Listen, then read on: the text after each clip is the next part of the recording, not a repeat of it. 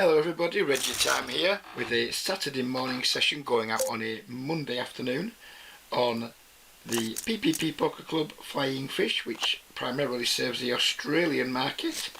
We've got two 40NL tables and a 60NL table, so in sterling that roughly converts to 20NL, 20NL and 30NL, and in dollars I guess 25 and 37.5, who knows, something like that.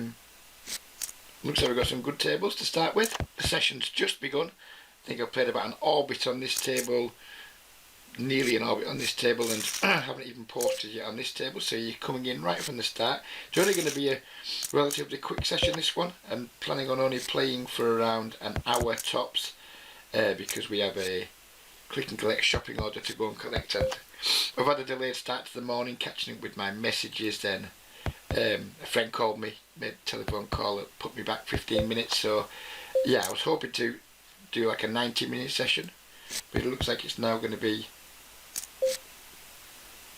an hour, maybe just over an hour, not sure, but we'll capture it all and then we'll see how long it is. I don't want to get in my current wife's bad books because we're stuck in lockdown with her at the moment, and she's being a very good girl, but I'm being a relatively good boy too, and we need to keep that balance correct in order for us not to kill each other or get divorced. I guess we could have called there versus the pot size bet, but even if we hit, it's like, how much are we going to get paid if we make our straight? Seems unlikely we're going to win a big pot, but calling pot size bets to draw to the nuts that we probably won't get paid on isn't my thing.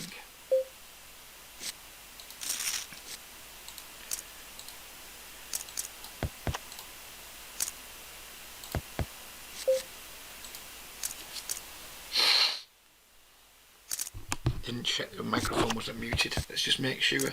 No, it's not. We're alright, we're all good.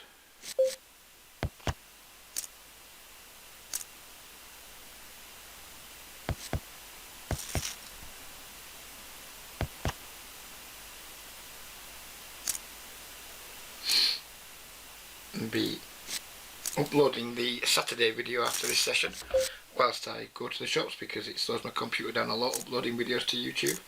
Very much looking forward to the reaction to that later, because let's face it, it was a total fucking car crash, and hopefully it will get at least get a good reaction on YouTube, so the money lost wasn't totally in vain.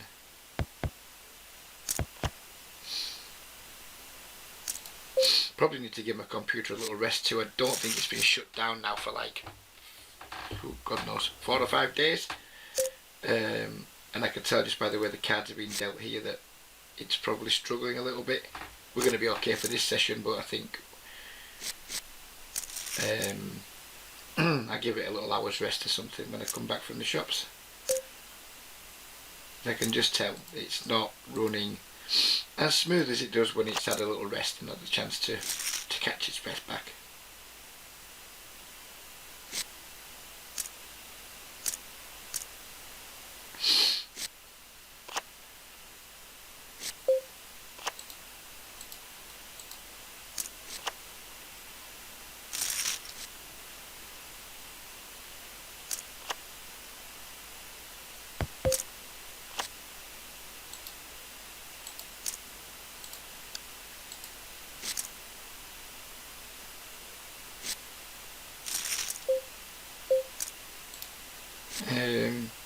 Trivial fold here with the 7-3 facing the large donk bet from our 53/6 friend.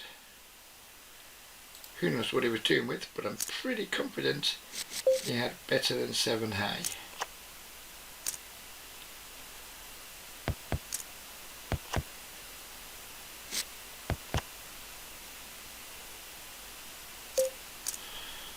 So we've got a rig here that's trying to isolate this straddle from this small blind. We're going to hope to see a flop. We have seen a flop, but it's not a particularly promising one. Now we know this guy's missed now. that's just an absolute mathematical certainty. He never checks an overpair here. He's just got like 2 high cards. Problem is, not the best of boards to bluff against this dude. This guy's just check folding here with a remarkably high frequency. Nothing wrong with his play there. It's pretty standard, but yeah, I think when you isolate out the small blind and instantly check Jack XX dry, it's very reliable. Very reliable tell that you just got fuck off, unless you're an incredibly tricky regular, or you have a read that one of your opponents is overly aggressive. You want to try and teach him a lesson?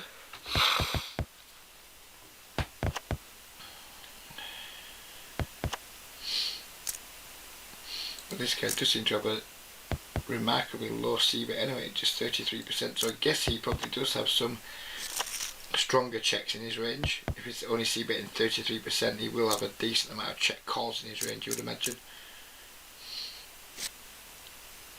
Whereas somebody who C-bets, say, 64% has a lot of less check calls in their range.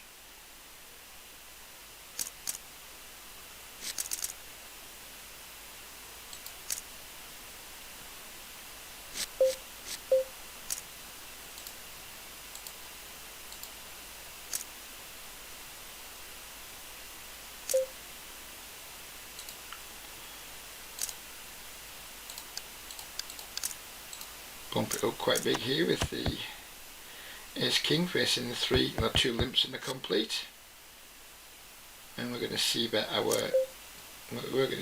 good shot. And backdoor flush draw. I think we're just going to peel here, see what happens with these 2 dudes before we decide whether to get a bit more aggressive and creative on the turn.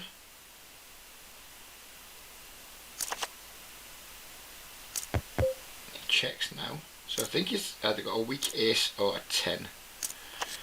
Don't think my 4-5 is good enough here at showdown, so we're going to bet big twice and hope to put pressure on 10x part of his range. Don't expect this guy to fold an ace ever, or rarely, but if he is just leading out, like making a weak lead with 10x, which bad players will do a lot in that spot. We'll find out when my 10 is then. We just want to put some pressure on that and not just allow him to stroll into the end zone with his 10-8 offsuit or whatever.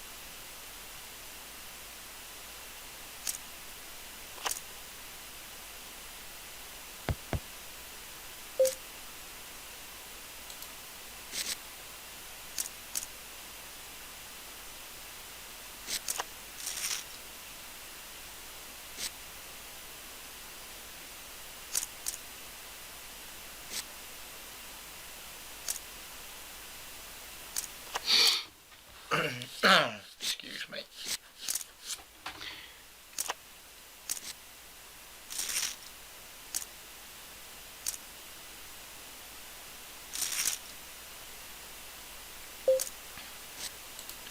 Hit me. That is not hit me. I played a couple of tournaments last night and didn't have any cashes, which isn't good. But I did adopt an early position limp strategy because I've been finding in like local tournaments, like 9-handed MTTs, you can open 3x under the gun with a pretty narrow range, still get like 4 or 5 callers, and then just be in a spot where most of the time you're having to check fold. And it seemed to work quite well during the deep stack stages. I managed to more than double my stack early on without ever really being at risk of losing a big pot. And it's made me wonder if in some of these like really weak games, if we could develop a early and middle position limping range. So maybe, just maybe, we'll try that for this session. Early and middle position, we're going to have a 0 PFR. We are just going to be limping. Except for, well, sorry, I got that wrong. And some of you guys are going to fucking hate this, but whatever. We're going to have a mixed limping and raising range from early position. So some of the stuff like, I don't know, that's got good high card value, like King, Queen, off. No, I don't even know what I'm fucking talking about. It feels like I just want to do some limping though. And then I'm trying to make some shit justification for it. Fuck it. I'm just going to do some limping because I just want to. And that's it. Can't be asked trying to justify it. I'm just going to fucking do it. Some of you guys will hate it. But whatever. We're going to do it anyway. Because we're playing in pretty fishy games and we can get away with it. So why not?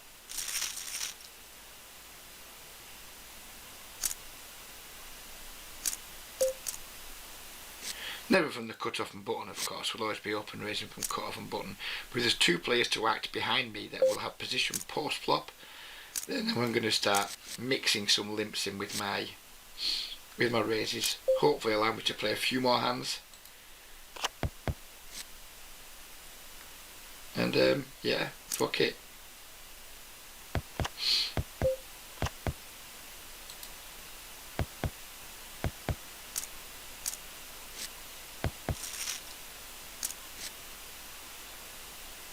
Probably really quite bad actually, because then you're going to be playing more raked pots. But again, I reiterate, fuck it.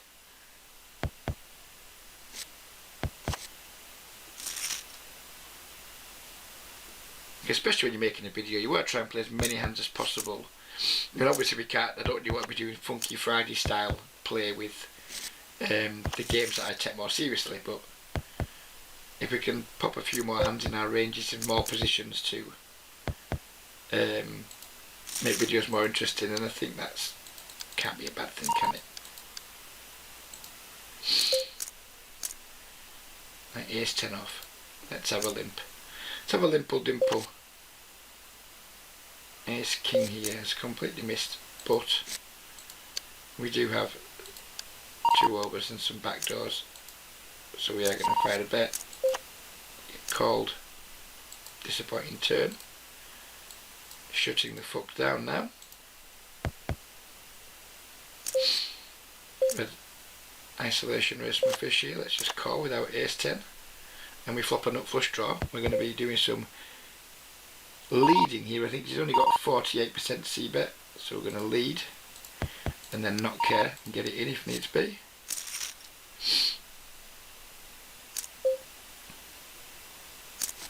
And against a 44% c-bet up here, we're just going to check call with our jack 10.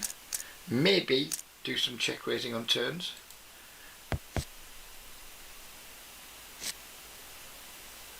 Depending on his sizing here, he checks back.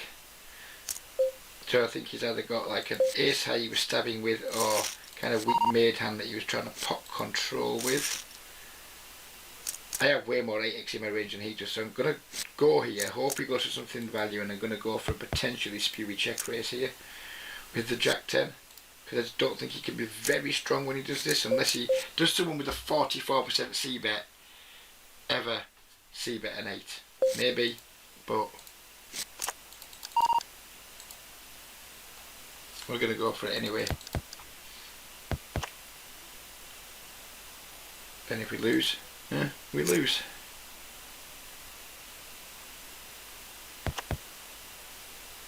I think he could be going for thin value here with like pocket 10s or something, or pocket queens that work to pot control, who knows. But either way, I like it. Could be spewy, but I don't think it felt to me like he couldn't ever be super strong there. Once he pot controls that turn, how often is he going to be able to call a river check raise, unless he just like decides I'm full of shit and hero calls me with one pair. So I feel quite proud of myself there.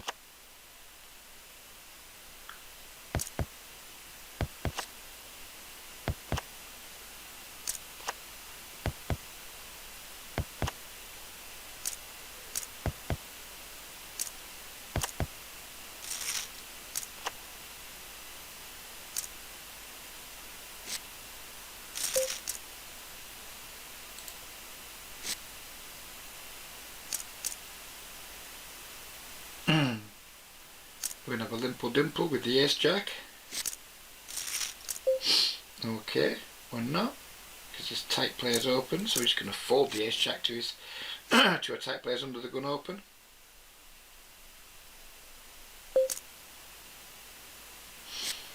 We're going to fold the king 7 suited over here. We're going to get players tagged that need tagging. So I was looking at that middle table thinking not many tags there. Might be a shit table, but then we look and we see 2 untagged players. It's actually a rather sexy table. 3 tagged players and 2 very weak nits. Yeah, we'll have a limp with a king queen suited under the gun. Why the hell not?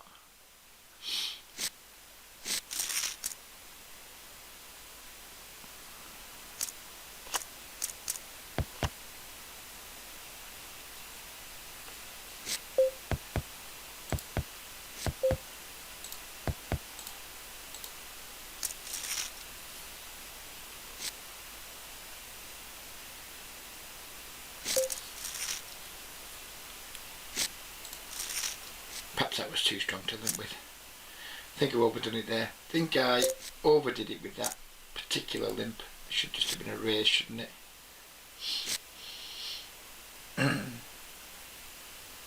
Well, a lot of them should just be raises or folds, of course, but I think that one in particular was too limpy.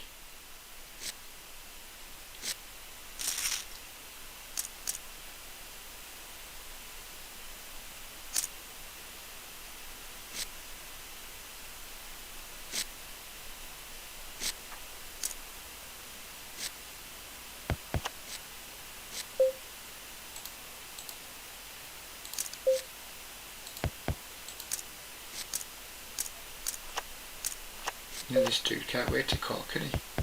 Can't wait to just snap call. I'm going to double barrel here on this board. Start with a small barrel, small bet. I'm much bigger on the turn. When he snap calls pre, I'm not a big fan of him having anything super strong. Perhaps we don't need to. I mean, what are we going to try to hitting the queens kind of scuppered my plans a bit. Not folding to him, of course. Now we've made a pair.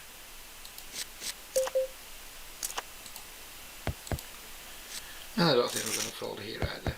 Although I have a hard time trying to put some bluffs in his range, to be completely honest. Well, I mean, look at the price we're getting. We're getting a ridiculous price. I expect to lose a lot here when he uses this size, but wow, just had it. He had everything. Fair play, sir. Nice hand. Where's the drinky one? That's the one. Nice answer.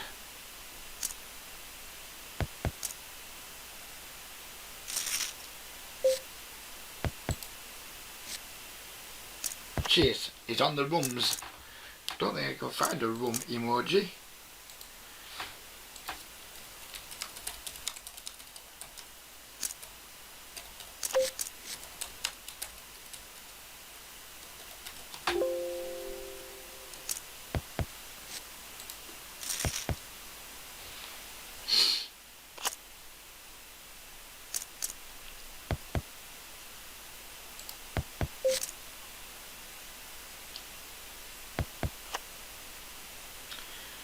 Who would have had the sixes?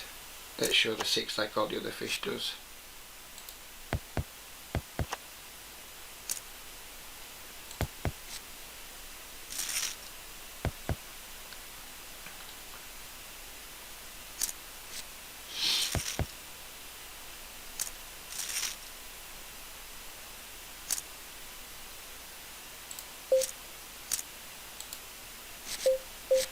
8-7 suited. Right, there's only one player to add behind us, so we're going to raise with it, otherwise it would have been a prime limp candidate.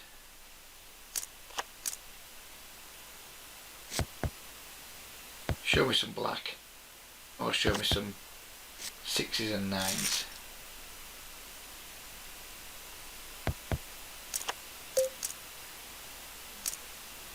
This is a prime limp candidate, the ace-5 suited, but it was suited.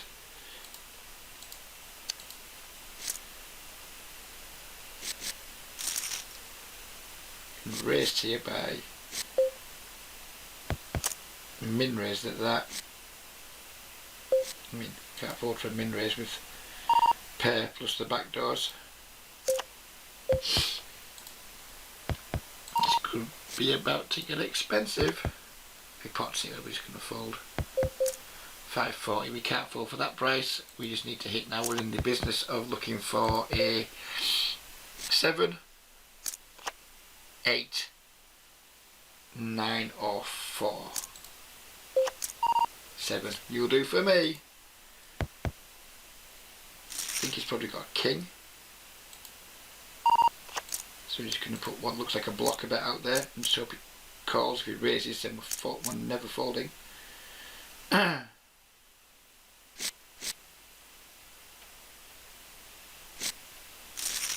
he folds. That's unfortunate. I think pocket 10, interesting line with pocket 10s.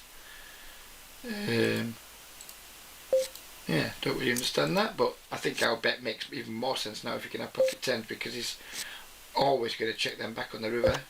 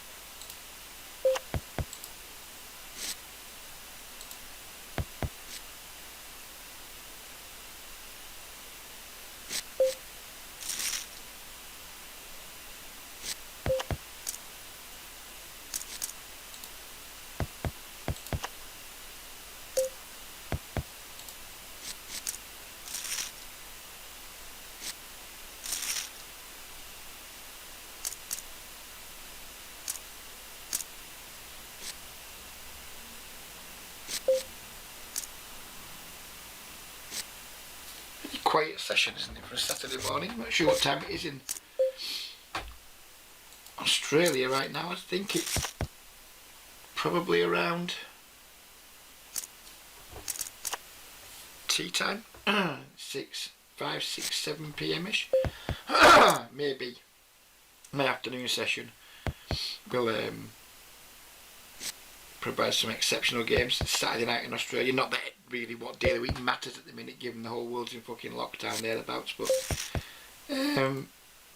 yeah, I think my afternoon session's got the potential to be quite crazy. We won't be recording that one though. We'll be taking some time off recording. This is the 4th video I've recorded in 24 hours, so I've done that to give myself some breathing space. So if I want to take 2 or 3 days off recording and just playing, then I can do that.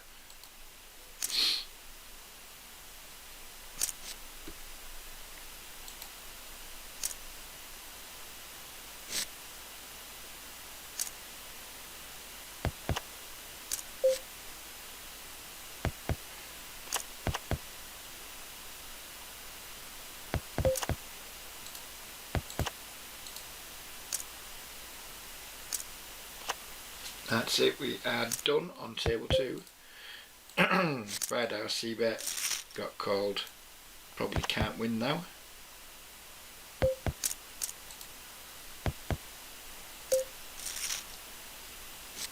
Deuces, never loses apparently. Doesn't really work that saying, does it? But never mind. Doesn't work because deuces do lose a lot. It also doesn't work because who really says loses when they mean loses? Whoever made that saying up's a prick, basically, and I'm a prick for repeating it, so many apologies. Let's have a vape instead.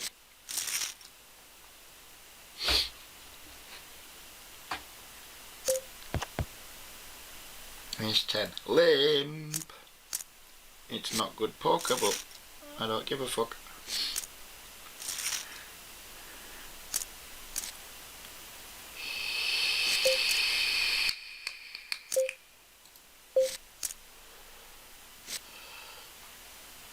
When a 21-14 makes it about a million extra, we can easily just limp fold.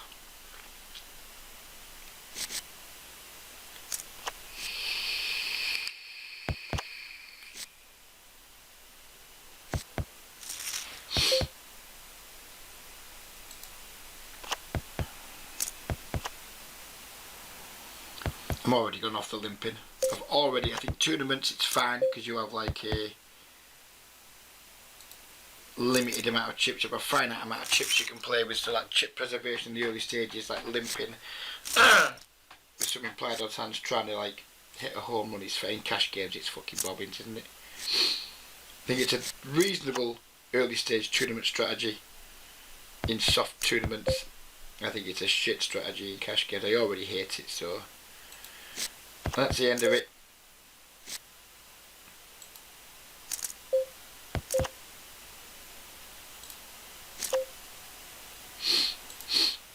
This dude's bonus C bets 31%, but we do have a chunk of backdoor equity, so we're going to peel.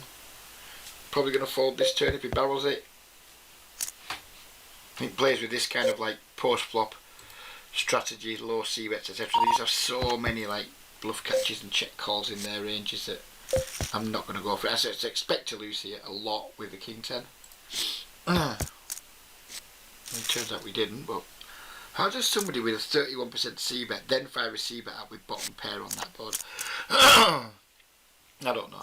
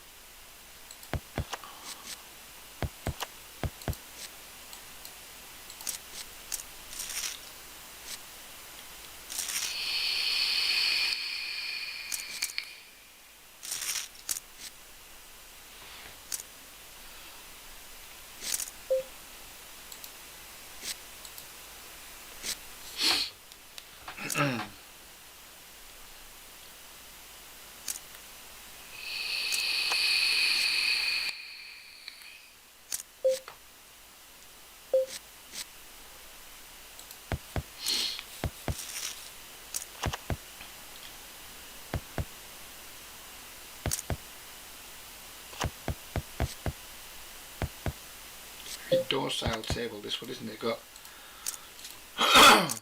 3 blue tags, but as I say that, we get 3 bet by somebody with a 2% 3 bet, which is scary as fuck. But we are not going to fold our ace queen suited. We are going to fold it on this flop though. We're going to 3 bet here with our 2 kings.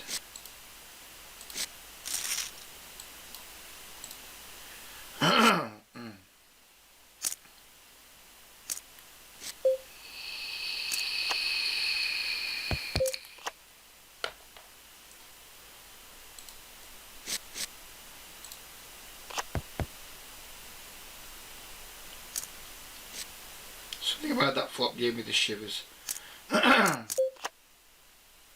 Something gave me the shivers about that flop.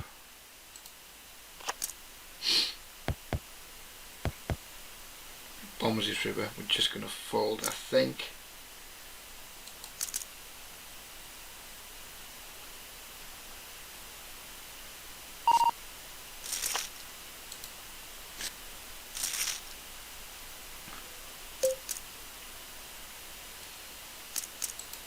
Could have been bluffed there, but I don't think so.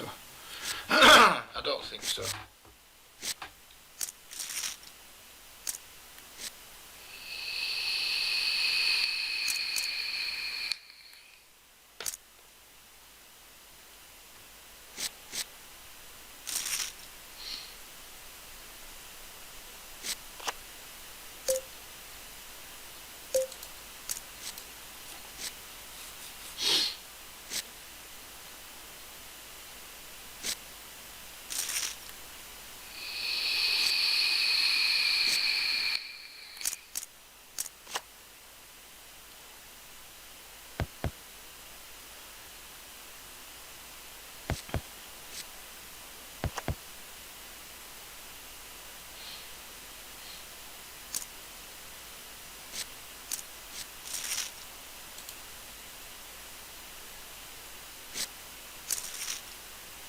This is a very prosaic session to the compared to the car crash session we had at the same time yesterday.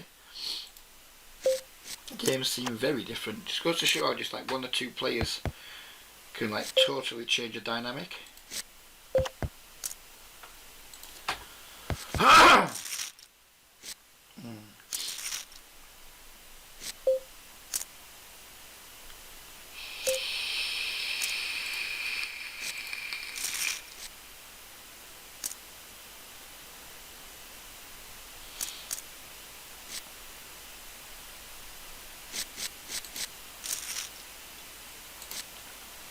This guy's a little out of line, or a lot out of line.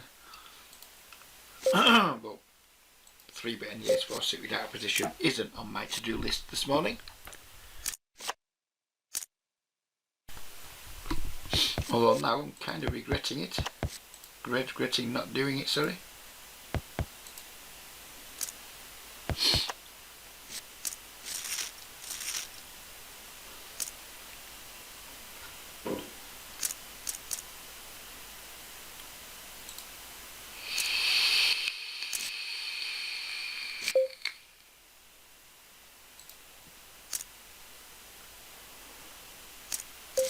Wow, look at the action here on table 2. So car race 4 suited would have been no good whatsoever.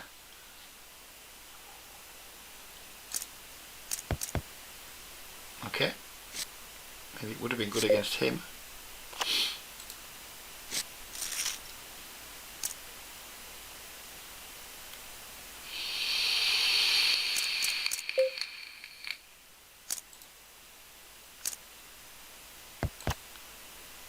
Keep an eye on this guy now because he might be about to just go off, you never know. And if he is, we want to be alert to it.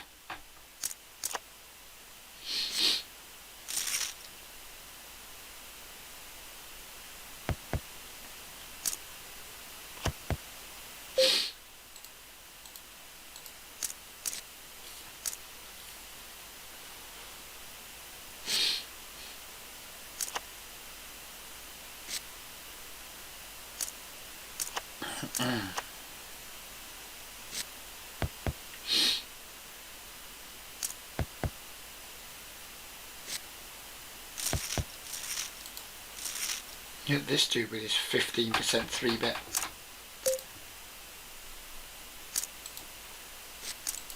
Over a relatively reliable sample size. Well, maybe not actually, but yeah, that is rampant, isn't it? That is rampant.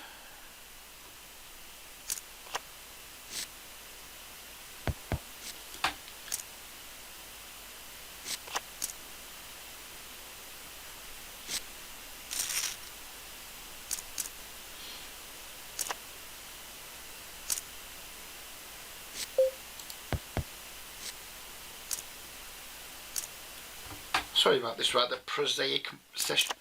Not exactly getting your week off to the most exciting of starts, is it? But nothing you can do about it. Sometimes you just have sessions where nothing happens, and this is looking like it's on course to be one of them with maybe 20 minutes to go.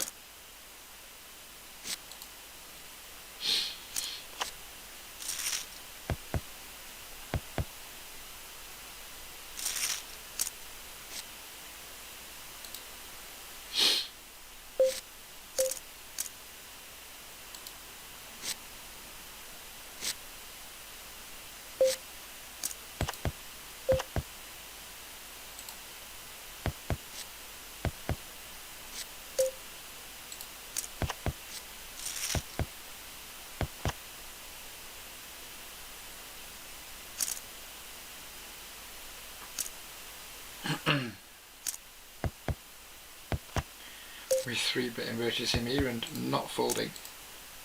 That's way too big though.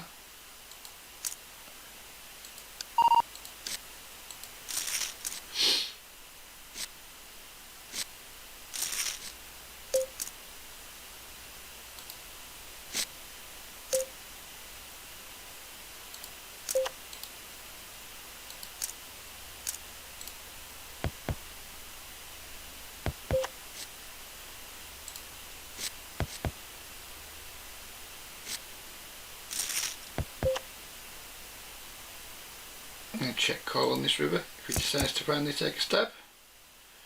With 3-bet over here on table 1.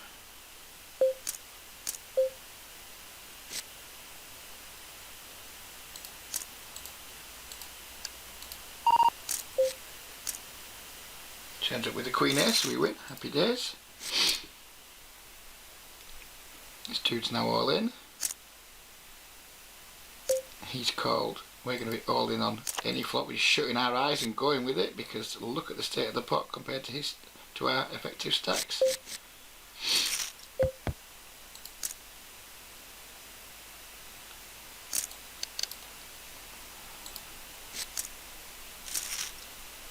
Six four suited. How does he flop that well?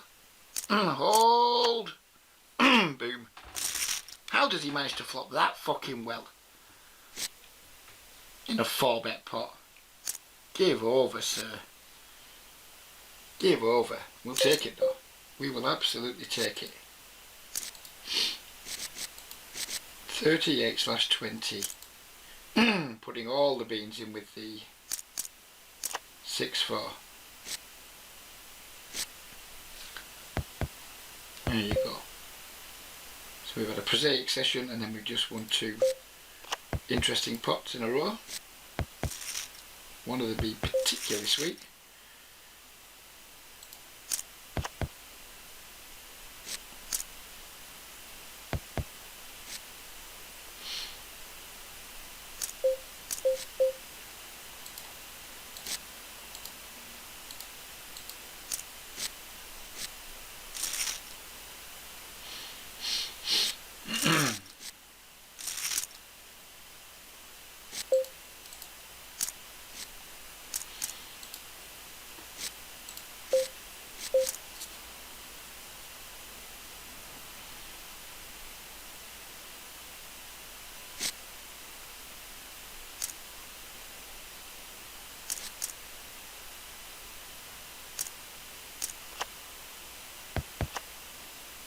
And then we're back to this. Deuce 6, 6-4, deuce 4. So we had like flatlining, big spike, and then looks like we're flatlining again. But whatever. Happy enough.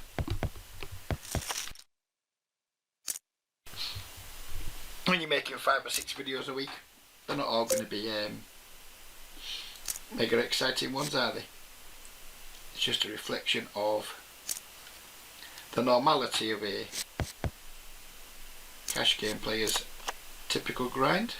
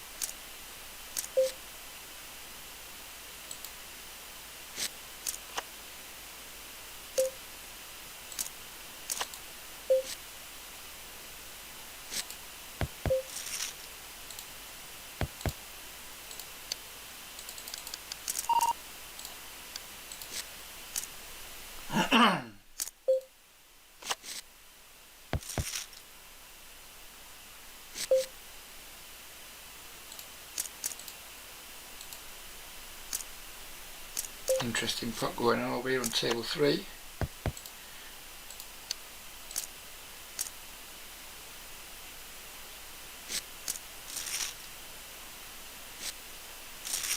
Raw regression takes it down maybe.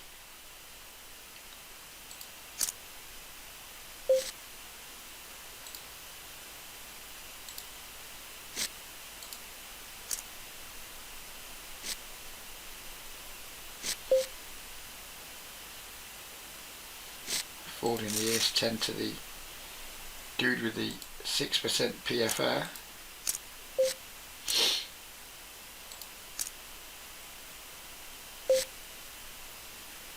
Oh, he straddled. Reggie! Reggie. I thought he'd min raised. He didn't. He straddled. That makes a mockery of my pre-flop fold.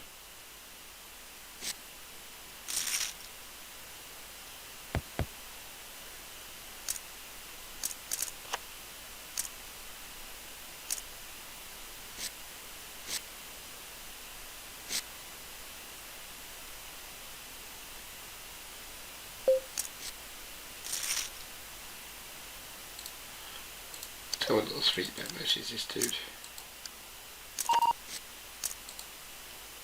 Let's have a little 3-bet versus him with a 7-4 suited.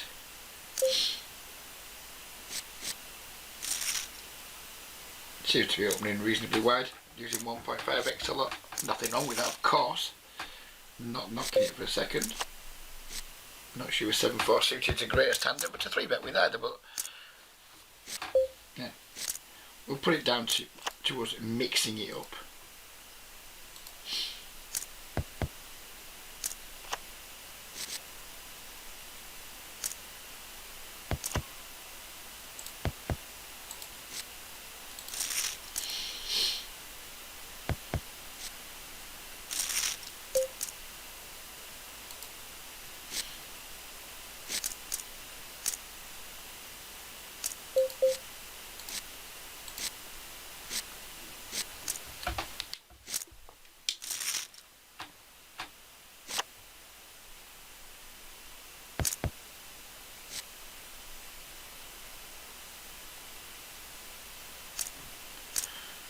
So we've got some dude here instantly attacking the straddle. I think we're going to 3-bet ace queen.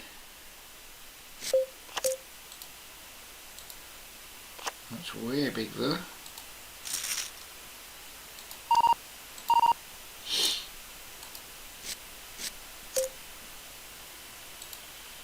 Obviously folding if he puts a 4-bet in. He puts the biggest 4-bet of all in.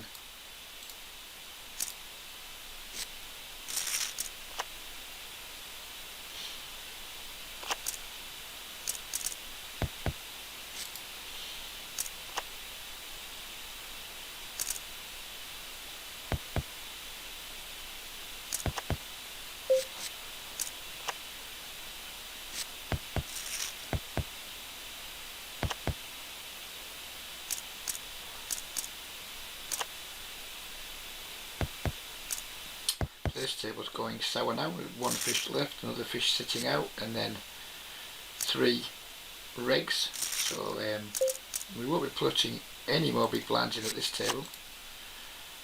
And where are we at in the video? 44 minutes in. We'll probably just wind the session up actually, rather than start now. It's 25 past 11 in the morning. I need to get my ass into gear to perform my mundane chores.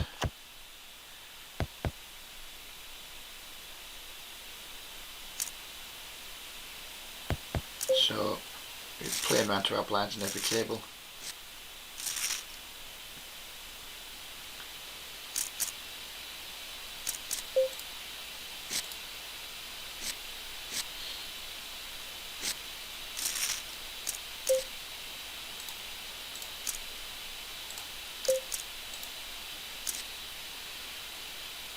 So folding and leaving.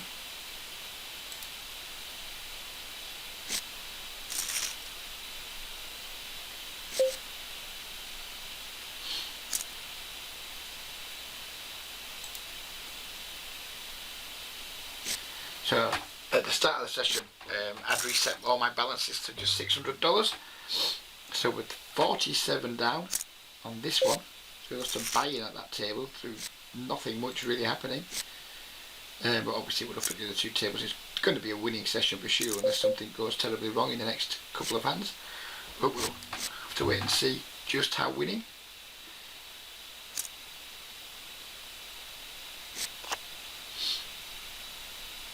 And now the other fish has gone 2, so I think that's the end of this table because the button's going to jump, so I'll get off quickly before we post a blind. So we're 40 up at this one, 47 down at this one, and 57 up at this one, so that's 97 profit less 47, so we made 50. Not a bad morning's work considering we've basically had 2 or 3 noteworthy hands and that's about it.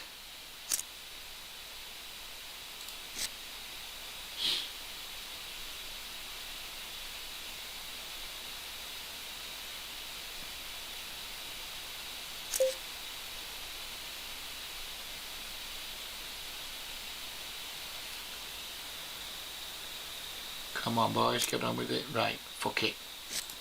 Time for shopping. So we'll quit this one too. And there we go. Pause for a moment while we balance my stacks across the sites, across the accounts. So we have 553 plus 640 plus 658 divided by 3. So yeah, $51 we made on the session because each one's likely to be $6.17. So we made $51 on the session. We'll take that. Happy days. See you again tomorrow with another video. Take care everybody. Be well, be safe, be kind, stay safe, be nice, do all those things. We're getting there, aren't we? We are starting to get there with this now. It's taking slow progress, and to be fair, I think the UK government's been pretty fucking shit, but it's working its course, and yeah, there's starting to be just chinks of light. So stay positive everybody, take care, and bye bye for now.